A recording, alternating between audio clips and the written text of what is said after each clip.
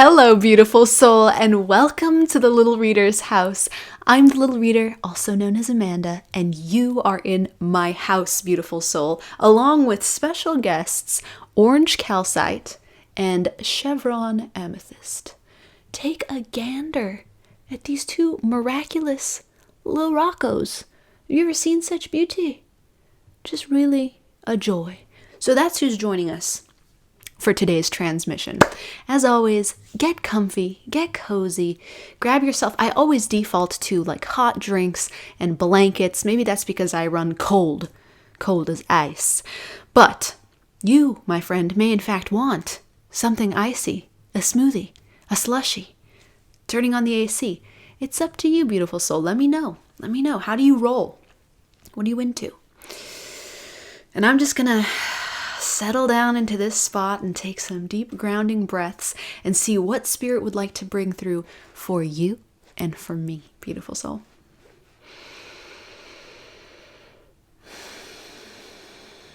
Whoa, that came in faster than I expected. I sure did have an expectation. I don't know why. Here's what came through. And if you hear this sound, that's because I've got this cool pillow. It's on my lap. It's from, I believe, Sandy Humby, Rose Alchemy. Worth a gander. Beautiful thing. So if you hear noise, that's what it is. But what came through was the beauty of simplicity. The beauty of simplicity. So Spirit's first nod to previous transmissions is in our acknowledgement that the realm of mind, which is where we're usually spending our time, has an incredible talent for construction. Now, the realm of mind is not a creative place. It is instead a constructive place. So it takes bits and pieces of other things that it's witnessed and it constructs. Different than creation. Creation, in Spirit's eyes, is making something from nothing. And Spirit identifies as the great creator. And the spirit within you, the awareness that you are, beautiful soul, is that same great creator. But the mind, not so much. The mind is the great constructor. So it takes, if it's writing, it's using language that's already been made. If it's making music, it's using scale, notes that have already been created. If it is coming up with ideas, it's assembling bits and pieces of things it's heard, things it's collected over time. It's an incredible thing. But what the mind does is build and build and build and build and build. I don't know anything about this game, Minecraft. Really zip, except that my awesome nephew plays it. But other than peeking over his shoulder from time to time and going, what is that? I don't know much about it. Nevertheless, it's coming up. It's channeling in. It's like blocks on blocks on blocks on blocks and blocks on blocks. Did I happen to say blocks on blocks by any chance? So Spirit sees the mind as this realm that continues to construct. It never reduces itself, it only adds. And even if the mind is trying to simplify, it does so by adding a new thought in an attempt to smother or cover previous thoughts. So the mind might say something like, no, that can't be it. Back to ground zero. And then boom, it puts a new layer on top of previously existing layers instead of just wiping everything clean. Spirit says the mind doesn't generally possess the ability to simplify. It can organize, it can structure, but it can only add and expand more and more. And that's not a bad thing. Spirit's not mad at that. That is, in fact, exactly its functional role. That works for so much of the beautiful world that we have around us. Much of the contributions made to it have been through the realm of mind's ability to construct. So, we salute you, realm of mind. Lovely, lovely thing. But not great for simplicity, Spirit says. Not great for creating relaxation, which if you've been tuned in recently, is a big deal. Spirit would like all the beautiful souls who are interested in bliss and improving the quality of their life to relax.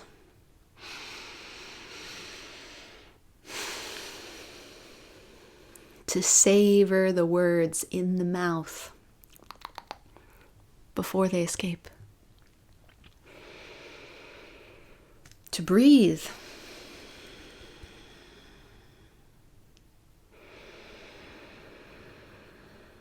To witness from that beautiful non-judgmental vantage point of the heart center of the great witness, as we talk about so often around here.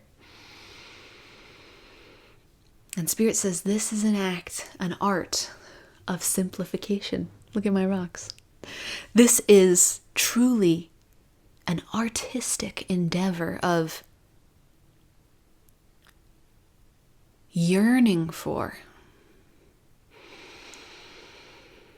reaching for, moving toward simplicity. And why is it like that, Spirit? Why? Why is it this yearning and this reaching and this leaning?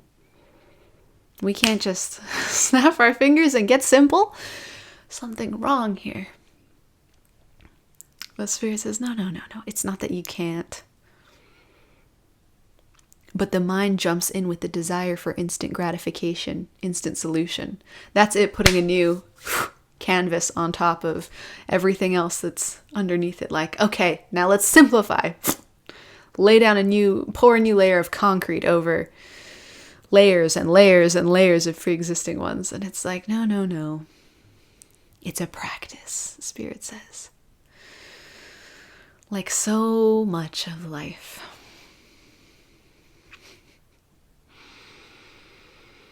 To simplify is an act of devotion.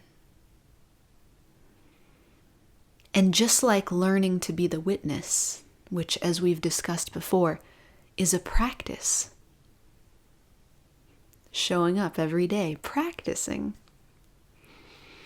Just like one might practice martial arts or fitness or performance or oration or work. So is the practice of simplicity. And Spirit's tip for cultivating simplicity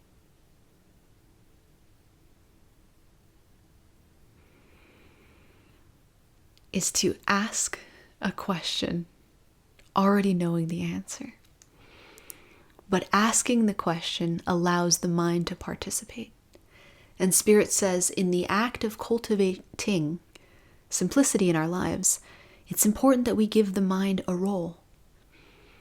Instead of ice it out or bully it, throw it out like, not needed here, mind. This is actually an area where the mind can be quite helpful, an area where the mind can be a buddy, a friend, instead of an antagonistic, destructive force, no offense. Because there are so many ways that the mind can be that. But we're finally going to acknowledge the mind for something great.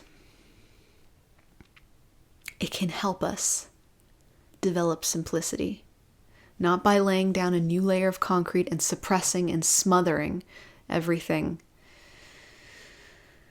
and pivoting away so that we don't have to deal with it, but instead by giving half form to what's in front of us and then categorizing it, organizing it. So here's the step. From Spirit to you, beautiful soul, and me. Ask this question of everything.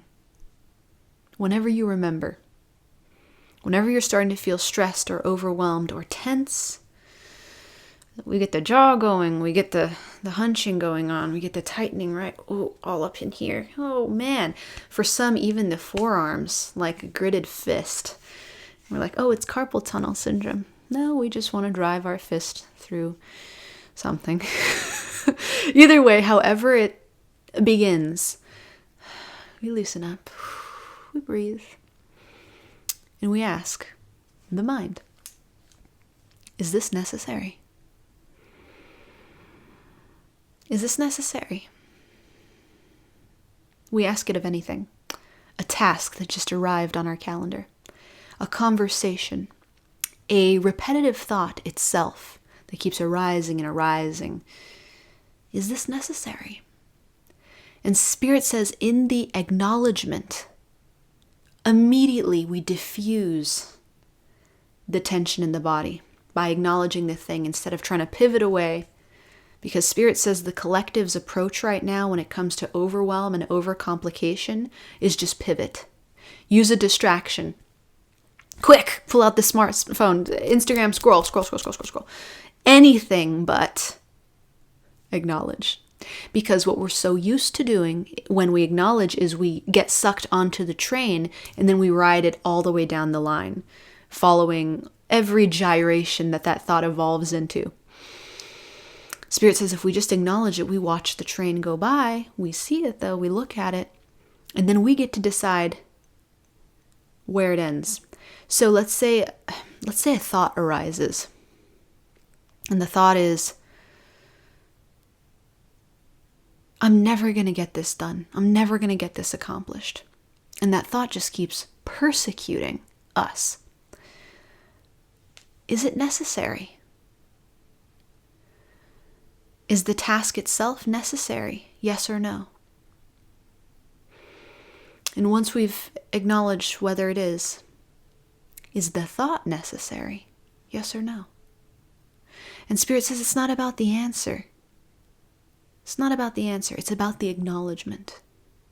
If we discover that something is in fact necessary, Spirit says if it's truly necessary to your journey, whatever it is, whether it is a work task or a monumental, you're running for office for I don't know what, but it's going to change the world and I can't wait, you have my vote. If it is truly necessary, Spirit says, I as Spirit who lives in you, who is you, I am you, you are me, I will ensure that it gets done. Your only job is to move your awareness into the heart space once in a while and communicate with me, activate me. We call that meditation. But it doesn't have to be traditional meditation. It can just be slipping into that witness mode as this beautiful amethyst slips off my leg. If it is in fact necessary, Spirit will guide you into accomplishing it. You will not be able to help yourself. You won't be able to stop or help yourself. It will flow out of you. Right action. It will come when you get still. And if it's not necessary, we let it go. It's not necessary. And the mind gets to have the joy of participating in this process and saying, oh, okay, it is necessary, yes. Great, Spirit's going to handle that. If it's not necessary, no, okay, we're going to put that over here. Either way, we didn't board that train. We didn't ride that train. We didn't suffer through all the machinations, all the agony associated with figuring it all out up here, overcomplication, more construction. We build a layer until we know our fate, allegedly, because we've constructed the whole thing in our head before we even got there. Nay, beautiful soul, is it necessary? Is it necessary? Don't worry about the answer. Sometimes you just gotta ask. And if you get an answer, you now know how to proceed. Now, is it necessary? Yes, and there's some kind of timing thing associated with it. Spirit's advice, get still. Immediately get still.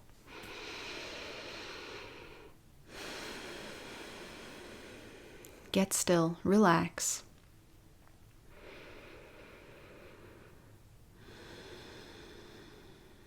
Dip into the heart space.